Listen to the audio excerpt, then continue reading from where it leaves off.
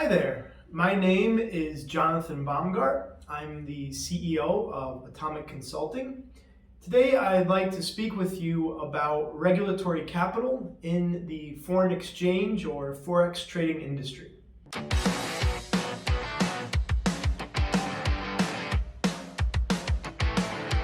Okay, great.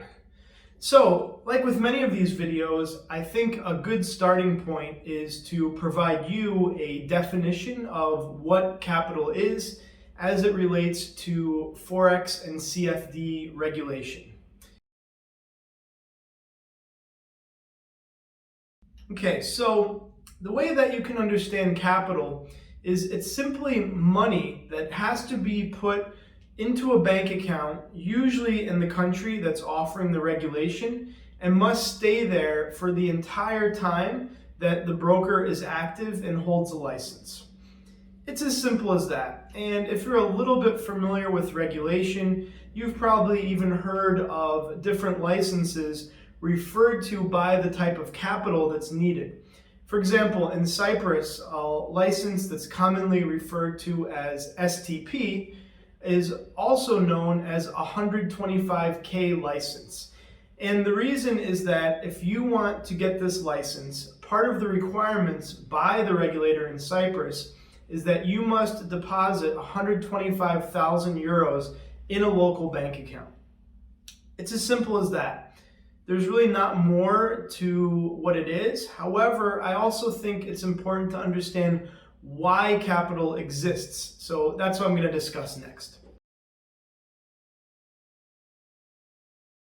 So why is it that, you may ask yourself, why do regulators require capital? Why not just grant the license? Well, I would say there's a few reasons.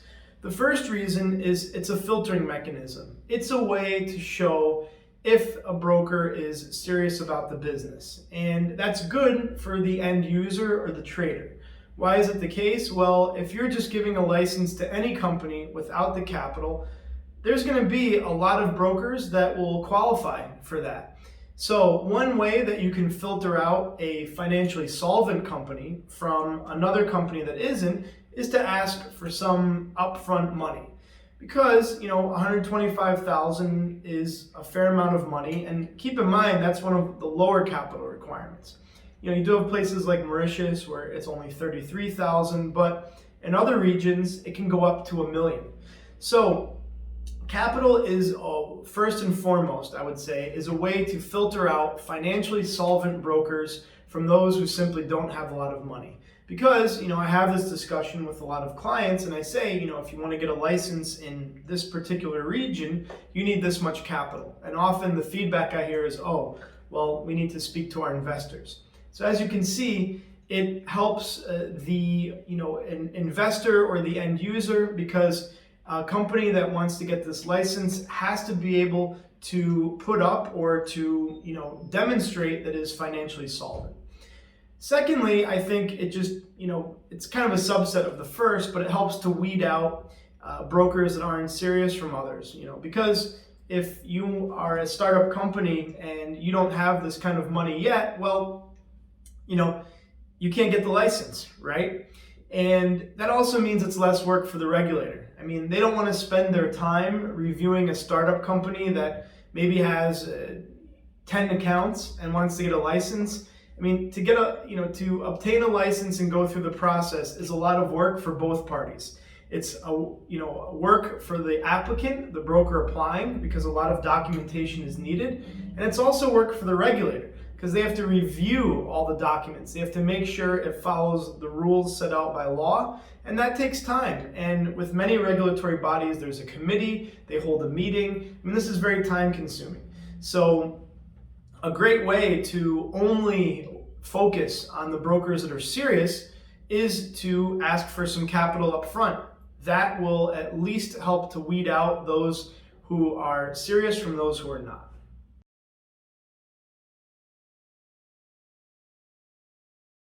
I'd say a third reason is that it's kind of a smaller one, but in the event that a broker were to go insolvent, then the regulator can capture that money and redistribute it back to the clients. But I don't think this is the greatest argument in favor of capital or why it's needed, because usually a broker is going to have a lot of clients, and if it's only 120,000, I mean, how much money will each trader get back? Maybe 5 cents in the dollar or something. So in theory, you could say that that's another reason, although I don't really think it's the main case. So in any event, those are some reasons why capital is needed. Now, what I wanted to discuss next are the different types of capital.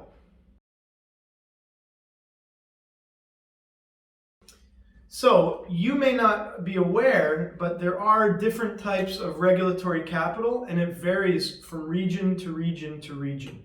Not all capital is the same, and what you can do or what you cannot do depends really on the region. So I'll give you some examples. I was talking about Cyprus previously. So in Cyprus, the capital is fixed.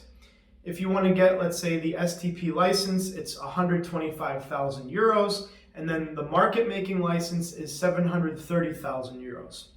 This money has to be deposited in a local bank account and cannot be touched. You cannot move it or do anything with it for the duration of the license. Now, if you sell the business or if you decide to terminate the brokerage, then you receive that money back. But the money must stay there at all times. But that's not the case with every regulatory region. So let's compare and contrast with a place like Labuan, Malaysia. In Labuan, Malaysia, the capital is what I'll describe as flexible. So what do I mean by that? Well, you have to deposit the capital, but the regulator is okay if some of that money is spent throughout the fiscal year. Now, I would advise you not to drain the account completely, because it's not going to look good for the reasons I mentioned as to why capital is needed, but it's okay to spend some of it. The regulator more wants to ensure that the company is financially solvent, and that's why they ask for the capital in the beginning, and the funds have to be topped up or met back to their original level, which is 500,000 Malaysian ringgit when the annual audit comes. But in between this period, between audits, the broker can use some of this money. So that's much different from Cyprus, where you can't touch it.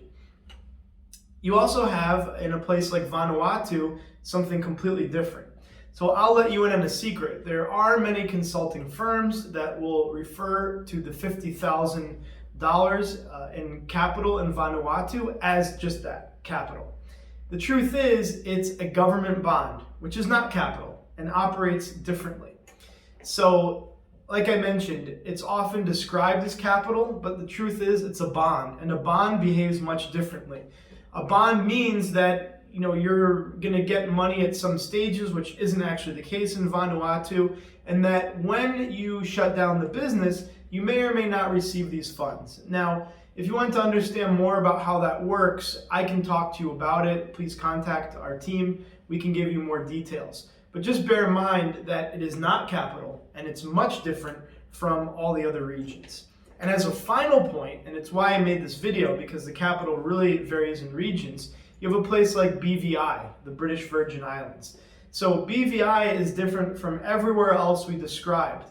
Basically, they don't tell you what the capital is until you apply for the license. And from there, it's determined by the regulator. So that's different, because when you apply, it's a big question mark. It can be 500,000, it could be 1 million, it could be 30,000. You really don't know. I mean, we have some estimates, and you can contact us and we can give you an idea, but you really don't know what the capital will be when you're applying. You only know after they've kind of looked at you and approved. And that makes it very difficult if you want to get this license, because you have to kind of budget out what our estimate would be of the capital. So, the whole point in these examples being that capital really is region dependent. Now, a lot of places are like Cyprus, the UK, for example. There's going to be changes there, but for now, the UK behaves this way.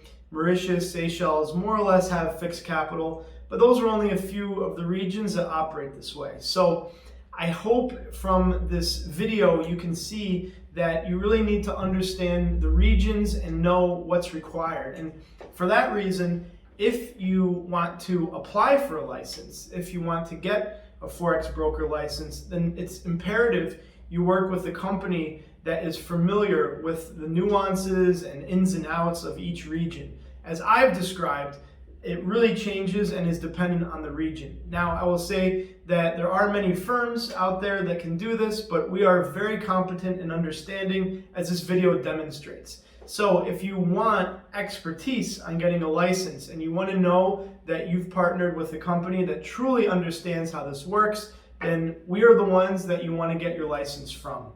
So to learn more, if you wanted to discuss capital, to go over licenses with us, or have any other kind of discussion about regulation, then definitely make sure to contact us.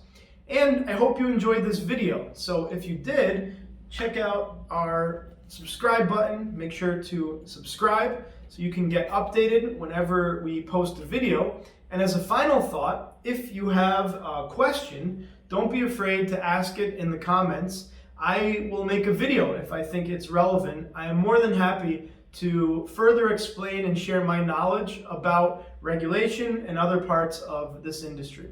So I wish to thank you for your time and have a great day.